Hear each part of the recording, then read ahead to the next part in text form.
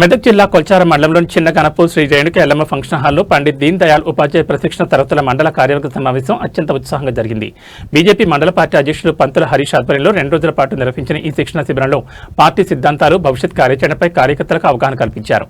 Party ఆవిర్భావం ప్రస్థానంపై జిల్లా అధ్యక్షులు వాల్దాస్ మల్లేష్ గౌడ్ వివరించారు. పార్టీ మూల సిద్ధాంతాలను ఓబీసీ మోర్చా జిల్లా అధ్యక్షులు గడ్డం కాశీనాథ్ బోధించారు. పార్టీలో పనిచేసే విధానంపై రాష్ట్ర నాయకులు నందారెడ్డి దిశానిర్దేశం చేశారు. పార్టీని క్షేత్రస్థాయిలో బలోపేతం చేయడంపై నర్సాపూర్ మాజీ కౌన్సిలర్ గోడ రాజేందర్ వివరించారు. బూత్ స్థాయిలో పార్టీ పట్టును ఎలా పెంచుకోవాలో మాజీ మండల అధ్యక్షుడు సర్పంచ్ దయాకర్ గౌడ్ వివరించారు.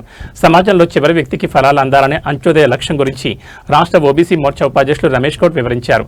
నేటి రాజకీయాల్లో సోషల్ మీడియా ప్రాధాన్యతను Narsapur municipal vice chairman Bhuchesh Yadav కార్యకర్తలకు వివరించారు. మండల పార్టీ అధ్యక్షుడు హరీష్ మాట్లాడుతూ బీజేపీ ఒక సిద్ధాంతం ప్రాతిపదికన నడిచే పార్టీ అని, ఏకాత్మ మానవతావాదం మరియు అంత్యోదయ లక్ష్యంగా ముందుకు సాగుతున్నామని తెలిపారు. బూత్ అధ్యక్షులు, శక్తి కేంద్రం ఇన్ఛార్జీలు పార్టీ గెలుపు కోసం కష్టపడాలని పిలుపునిచ్చారు.